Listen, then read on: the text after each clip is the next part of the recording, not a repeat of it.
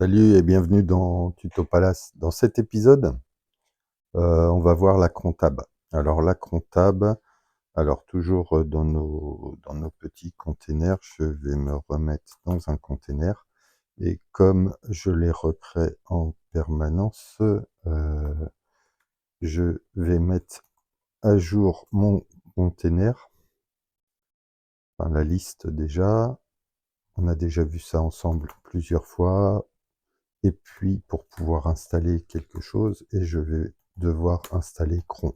Bon, si vous êtes sur un système Linux complet, il n'y a pas besoin, cron est déjà installé, hein. J'aurais dû installer Vim, Git et d'autres trucs en même temps. Je pense que ça me sera nécessaire, quoique. Donc 8, 37, ok. Donc je reprends apt install. Déjà vim, git, sudo. C'est les petites choses que j'ai pris l'habitude d'installer parce qu'on verra Git et on verra GitHub. Et j'ai commencé un petit peu à travailler sur GitHub pour vous montrer. Moi, j'étais pas spécialement GitHub, j'étais plutôt GitLab. Donc en entreprise, voilà, c'est plutôt ce qu'on retrouve. Euh, mais euh, mais GitHub, c'est très, très, très sympa. C'est une plateforme qui a été rachetée par Microsoft et donc on verra ça à l'avenir. Bon, on revient à nos moutons. Euh, la comptable. Donc, je disais, si vous êtes sur un système, sur une VM de plusieurs centaines de mégaoctets, voire de quelques gigaoctets, cron sera déjà installé. Et il y a des chances que vous ayez à utiliser cela avec comment dire? Ah, mais je peux vous montrer, j'ai pris une VM chez OVH. J'ai pris une VM chez OVH. Ce que je vais faire, pour le coup, c'est partager. Ouais, si. Hop. Faire Tmux, hein, pour partager.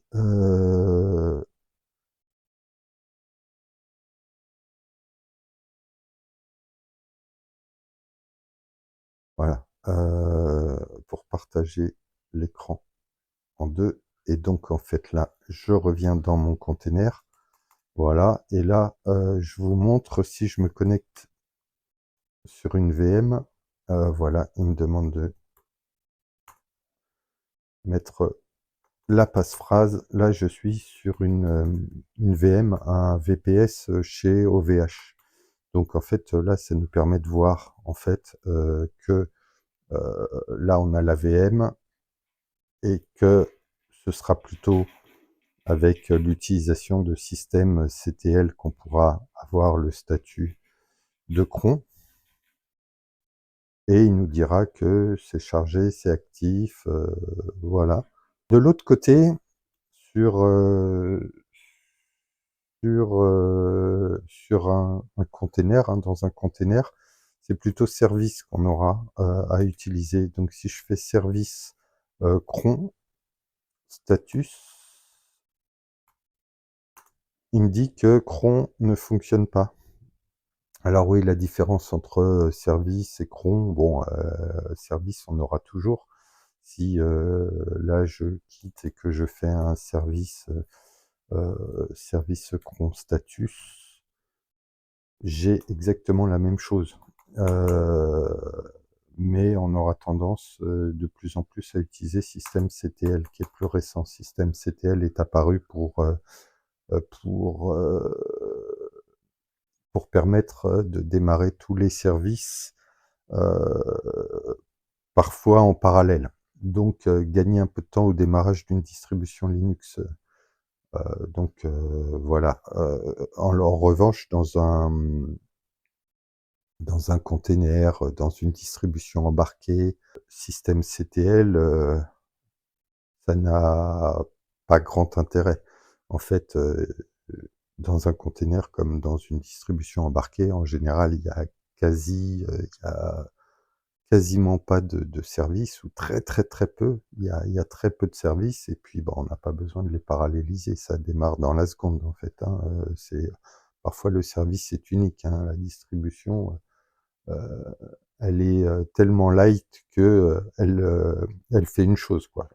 On reprend, la cron-tab. La cron-tab, voilà, on voit que sur notre container, il est pas démarré. Donc il suffit de faire un service cron, start, hop, et puis là, on peut reprendre le statut et puis il nous dit que c'est bon maintenant.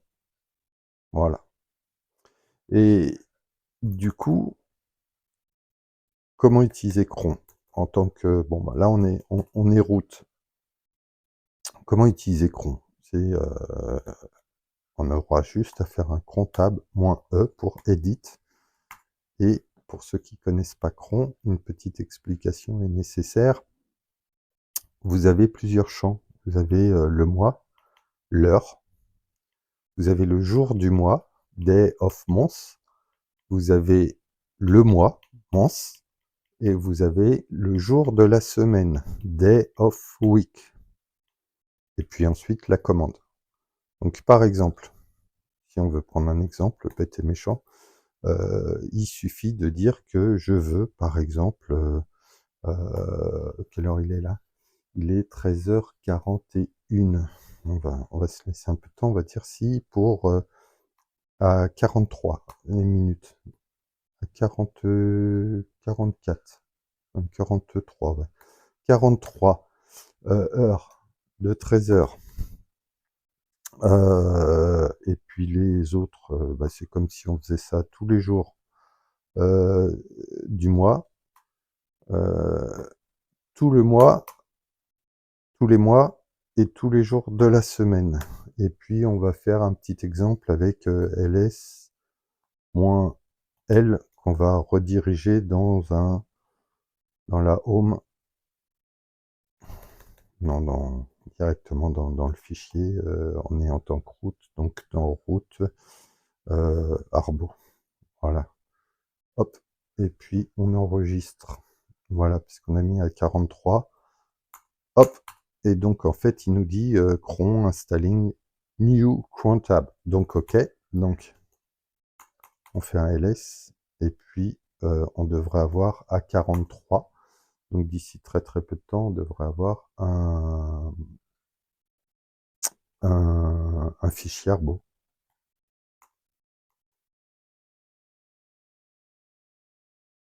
Ouais, pas encore 43. A few moments later. Voilà. Devrait. Voilà. Et on a un fichier Arbo. On a un fichier Arbo et il y a 51 octets. Donc ce qu'on va regarder, c'est son contenu. Arbo, on avait dit je retourne éditer ma cron-tab, -e. Voilà.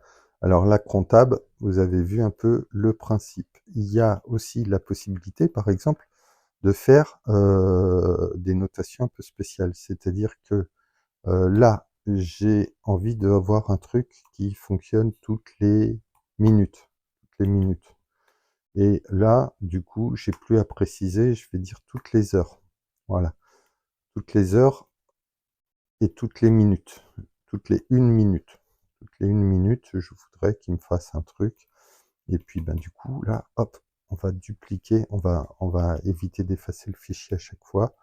On va cumuler avec la double redirection dans le fichier. Donc, hop, on enregistre. Et puis, normalement, il devrait nous agrémenter le fichier.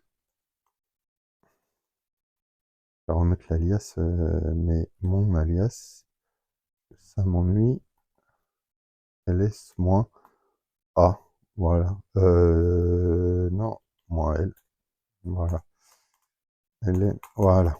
Donc Arbo, 13h46, 13h46. Il a déjà mis à jour le truc. Donc si je fais un cat Arbo, voilà. Maintenant on en a deux. On a celui de 13h43 et 13h43 total 4, non? Bon, pour l'instant on n'en a pas... Si, on en a deux, ouais. Voilà. Ça perturbe d'avoir mis un ls dans le fichier, en fait. Mais effectivement, on en a deux.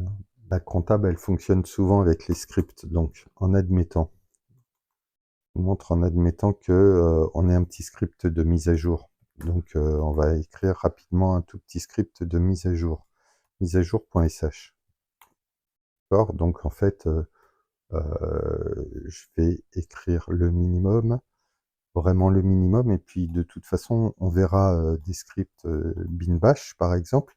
Et un truc super intéressant dans le script, c'est que des fois, on a besoin de la date pour le nom, dans l'enregistrement du nom de fichier. Donc, on va faire date égale. Alors, je ne sais pas si vous connaissez la date, mais en fait, on va effectuer la commande suivante dans le,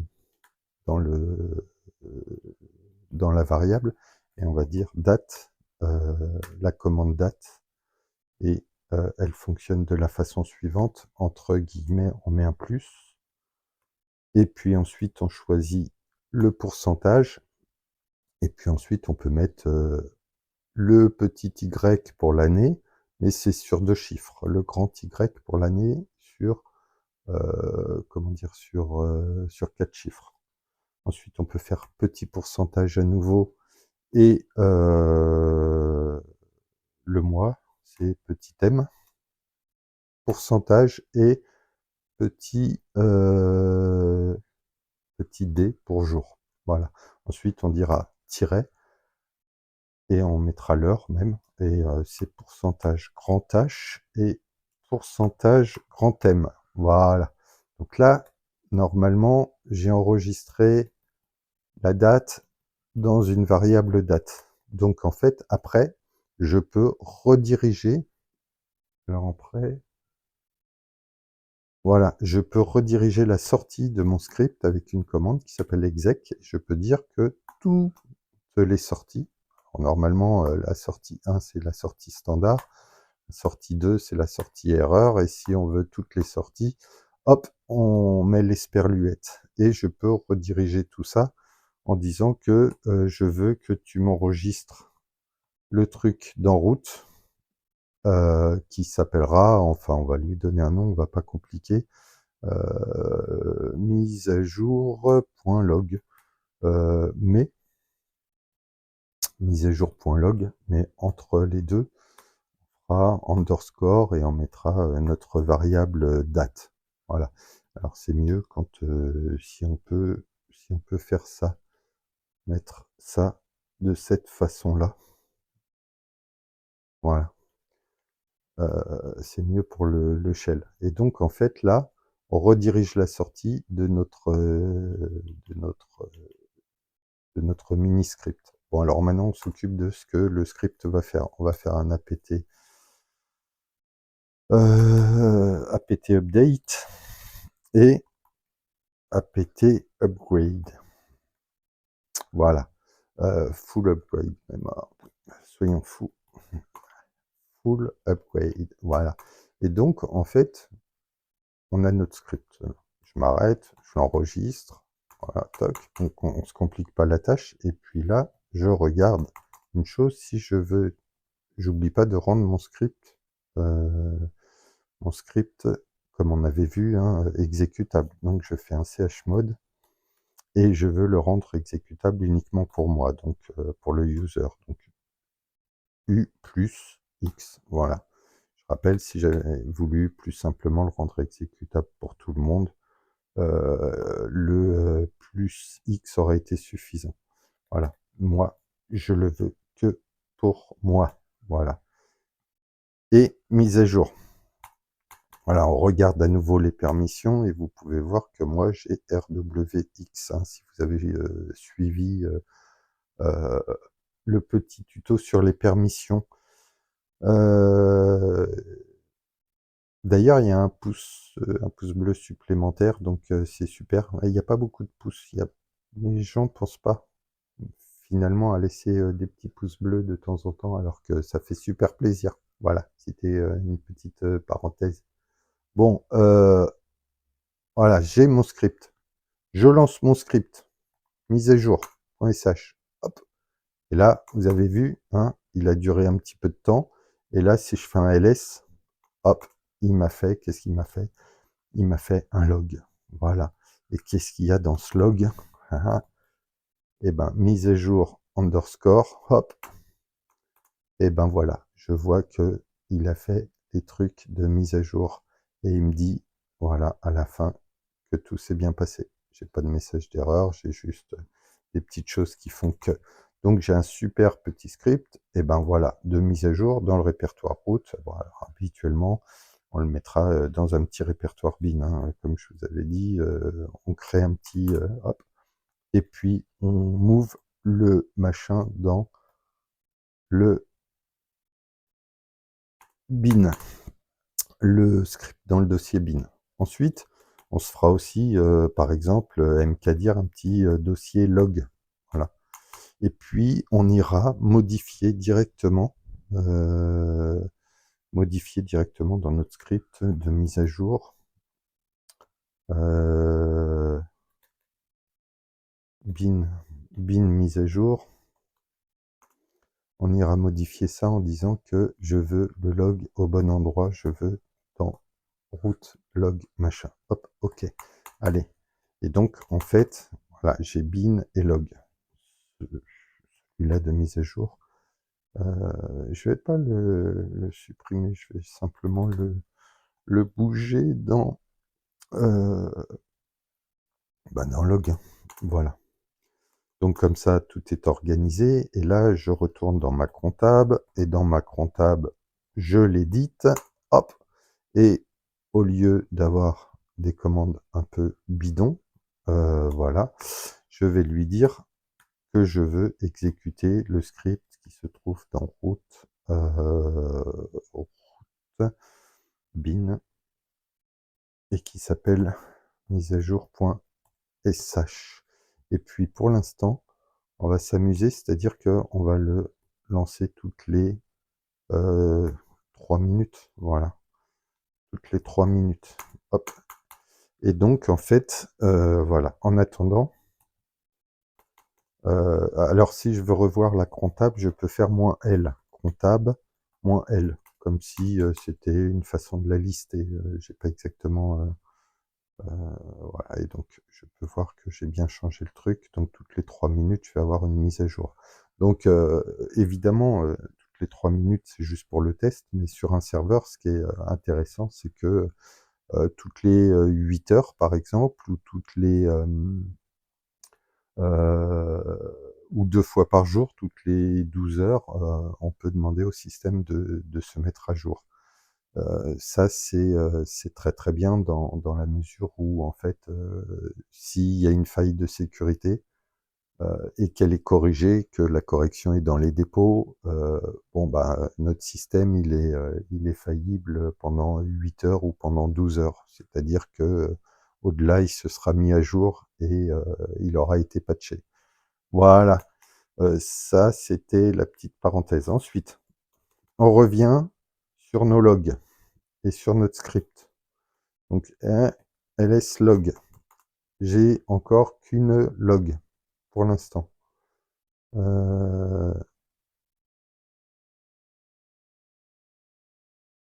J'ai mon script.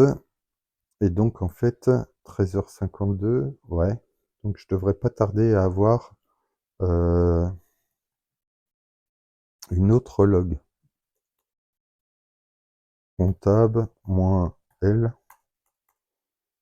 J'ai mis toutes les 3 minutes, hein, normalement.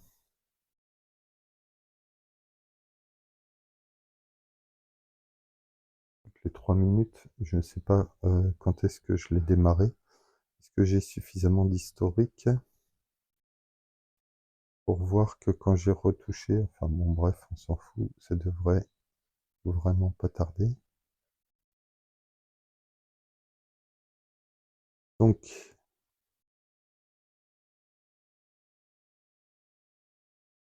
ouais, ok.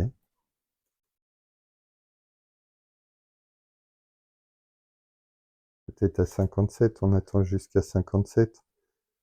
Voilà. Et voilà, ouais, super, il fallait attendre jusqu'à 57, il faut être patient. Donc là, je regarde le deuxième, donc dans le répertoire log, mise à jour machin, et là à 57. Voilà, toc. Et donc là, pareil, il s'est bien effectué. Voilà, donc en fait, voilà, on a utilisé la comptable. Alors je vous montre aussi un petit truc sympa, c'est qu'en fait, en gros, on est passé par comptable moins E ou comptable moins L. Voilà, comptable moins L, comptable moins E pour l'éditer, voilà.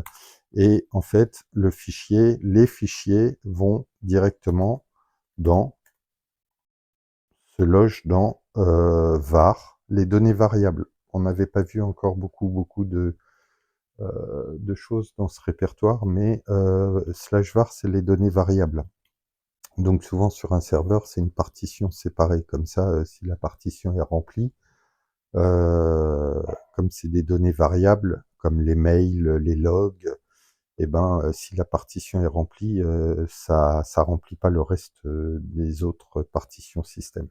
Donc c'est dans var varspool, cron, crontab et root. Et enfin le nom de l'utilisateur. Si on l'avait fait sous Tuto Palace, on aurait Tuto Palace. Et on retrouve notre petit fichier qu'on peut modifier à la main si on n'avait pas souhaité passer par VI, cron machin, cron moins E. Voilà. Donc c'est fini pour ce petit tuto. Pense à t'abonner et pense au petit pouce bleu si tu as aimé la vidéo. Allez, salut, à bientôt sur Tuto Palace.